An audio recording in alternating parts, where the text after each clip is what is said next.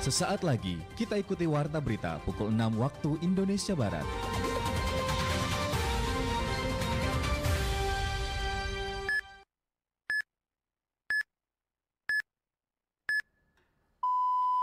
Tepat pukul 6 waktu Indonesia Barat. Tadi kami diskusi bagaimana membangun Banten ke depan. Ya. Tentu banyak pihak yang mau investasi di Banten. Dan kita akan lebih fokus lagi memanfaatkan potensi yang ada di Banten. Secara perlahan kita nanti akan merancang bagaimana memanfaatkan potensi ini dengan memberi ruang seluas-luasnya.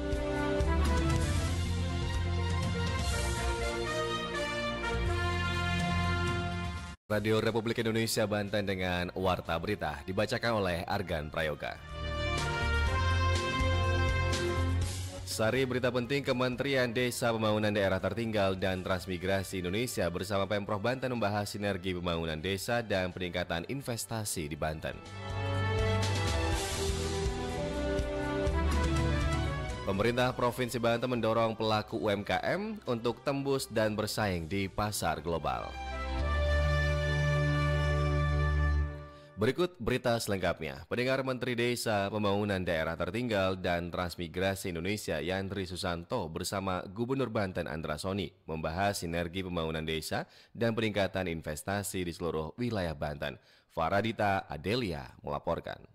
Menteri Desa Pembangunan Daerah Tertinggal dan Transmigrasi Republik Indonesia Yandri Susanto bersama Gubernur Banten Andra Soni menggelar pertemuan dan diskusi mengenai arah pembangunan dan investasi di Provinsi Banten.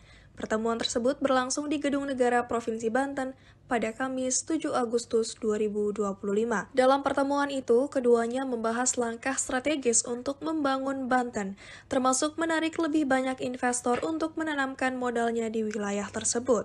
Yandri menekankan pentingnya sinergi antara pemerintah pusat, provinsi, kabupaten, dan kota agar para investor merasa nyaman, dimudahkan, dan tidak mengalami hambatan dalam berkontribusi terhadap pembangunan di Banten. Yandra juga mengatakan pemerintah menargetkan pembangunan yang merata di seluruh wilayah Banten, termasuk di daerah Lebak, Pandeglang, Tangerang, Cilegon, Serang, serta kawasan pantai utara dan pantai selatan.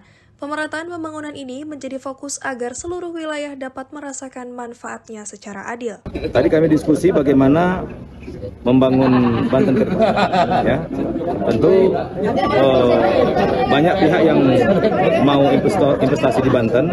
Itu yang tadi kami bicarakan dengan Pak Gubernur, sehingga para pihak yang mau berkooperasi membangun Banten itu bisa kita padu-padankan dengan sinergi yang baik pemerintah pusat, kabupaten, kota maupun provinsi, sehingga pihak investor ataupun pihak-pihak yang mau berkontribusi dengan Banten itu merasa nyaman, merasa dimudahkan, kemudian tidak direcoki. Itu yang saya bicarakan, terutama membangun desa-desa di Banten. Kita nggak bicara tadi khusus mana-mana, tapi kita secara global Banten dulu. Mana nanti mereka pas datang, terserah mereka mau di mana.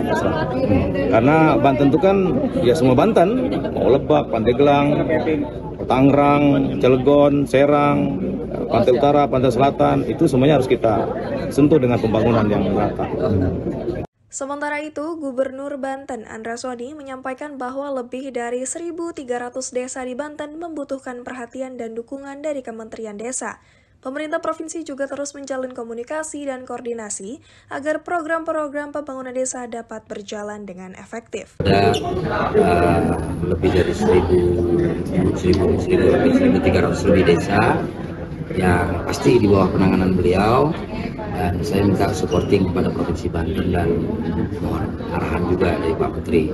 Ya, ada beberapa ketertarikan investor ke Banten, salah satu adalah dari negara-negara Arab, dari Dubai, UAE, dan sebagainya yang ingin berinvestasi di Provinsi Banten. Dalam hal investasi, Andra mengungkapkan bahwa terdapat ketertarikan dari sejumlah investor mancanegara yang menunjukkan minat untuk menanamkan modal di Banten. Ia juga menyampaikan bahwa realisasi investasi di Provinsi Banten saat ini telah mencapai lebih dari 29 triliun. Pertumbuhan ekonomi daerah pun mencatatkan angka positif, yaitu 5,33% pada triwulan kedua tahun 2025, atau lebih tinggi dari rata-rata nasional. Farita Adalia melaporkan.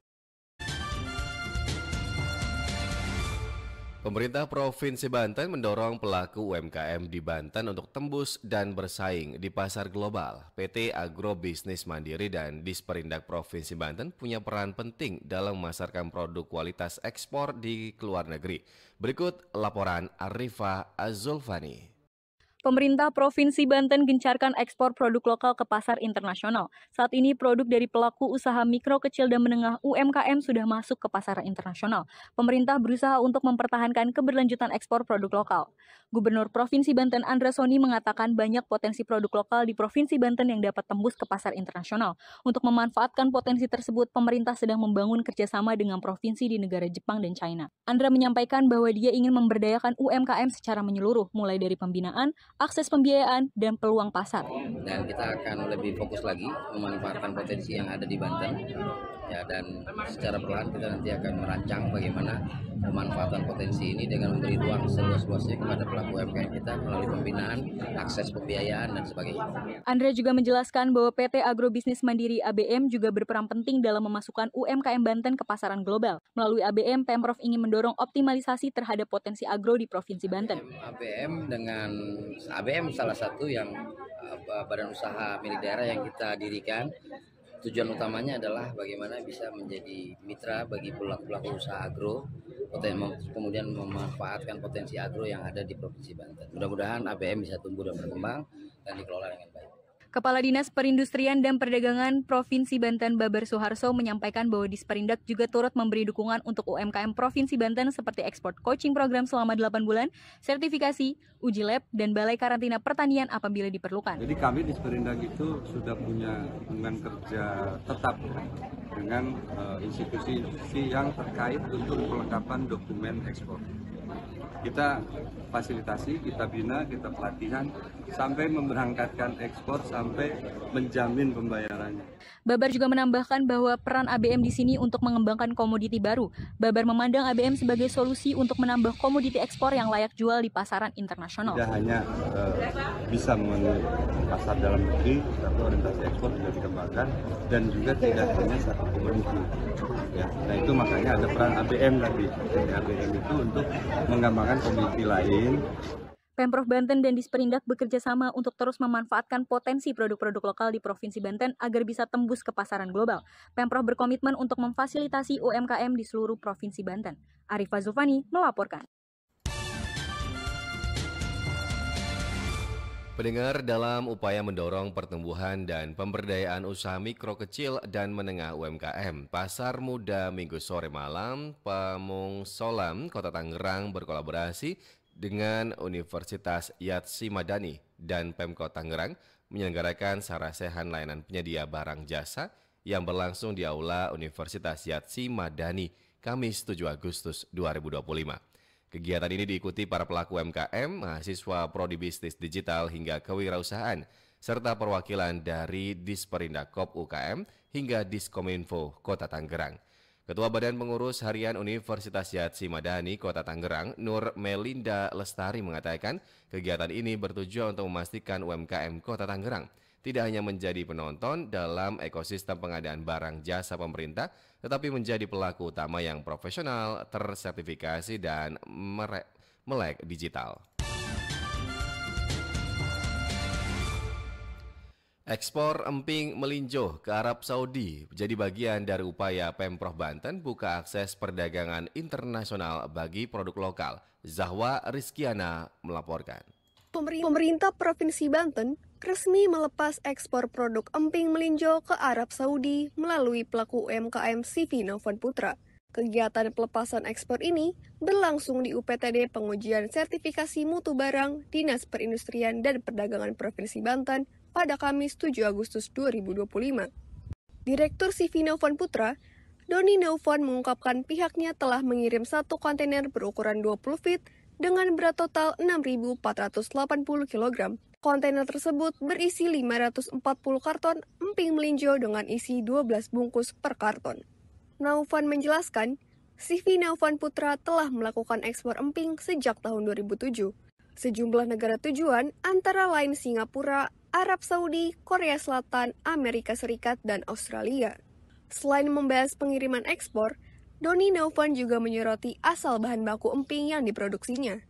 Ia menyebut sekitar 60% emping yang beredar di Pulau Jawa maupun wilayah Indonesia menggunakan bahan baku melinjo dari Provinsi Banten.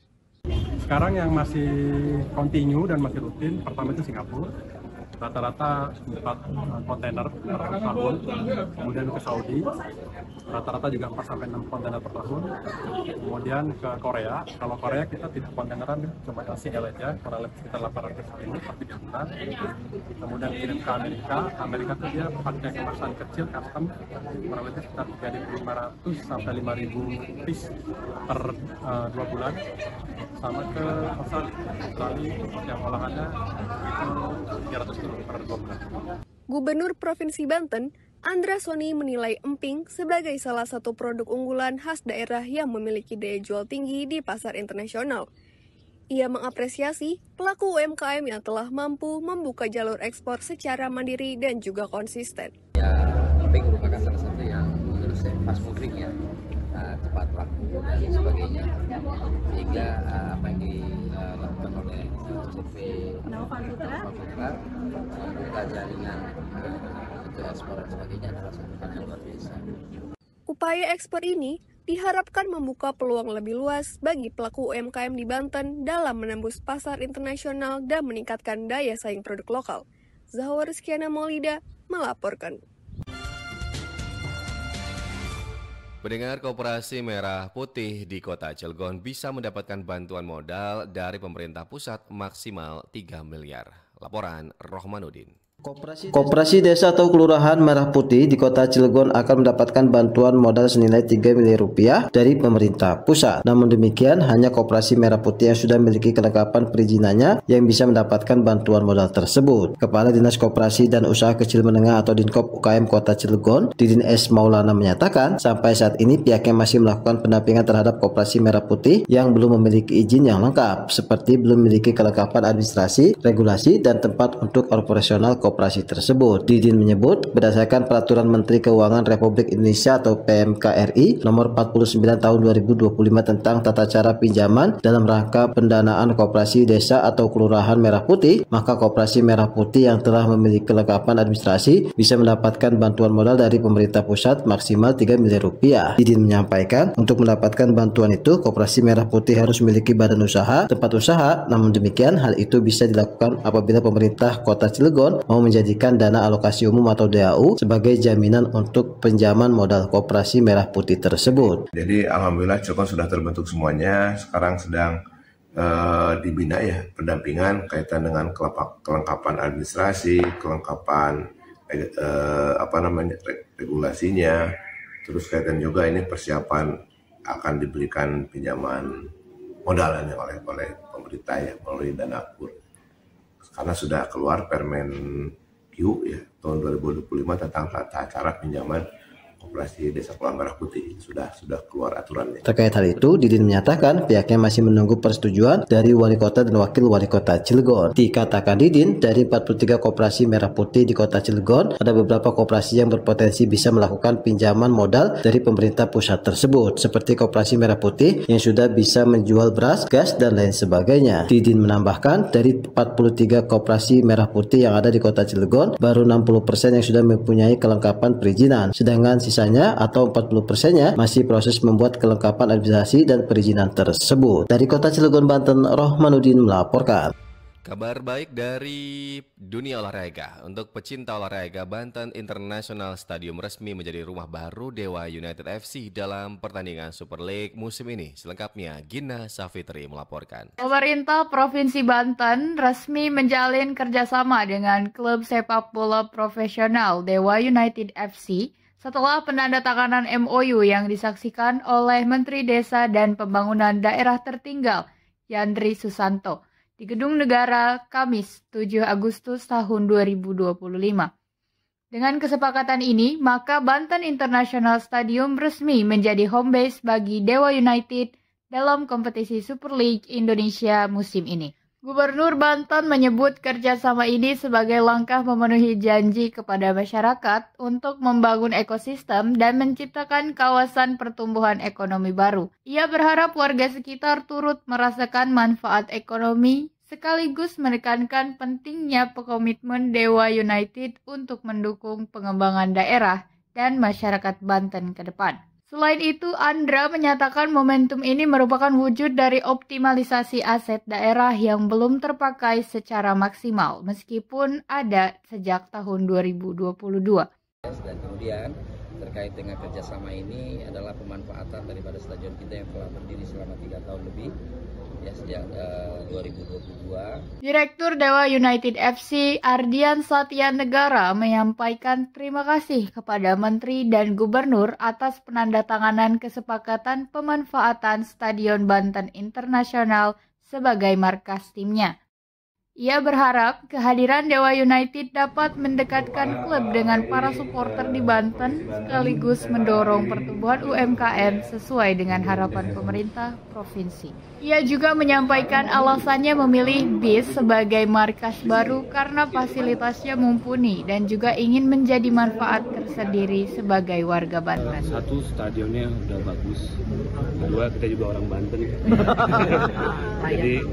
jadi ingin mewakili lah untuk menjadi manfaat banyak untuk orang Banten. Menteri Desa PDTT Yandri Susanto mengapresiasi langkah ini karena hadirnya klub profesional bisa mendorong potensi desa dan ekonomi rakyat. Kita doakan program ini berjalan baik dan lancar dan suatu saat atau dalam waktu dekat Dewa United akan menjadi kebanggaan kita semua di Banten atau di Indonesia. Insyaallah menjadi juara. Kerjasama ini juga menjadi bentuk sinergi antara pemerintah, sektor olahraga, dan dunia usaha untuk memperkuat citra Banten sebagai daerah yang mendukung industri olahraga dan tata kelola aset yang baik. Ira Safitri melaporkan.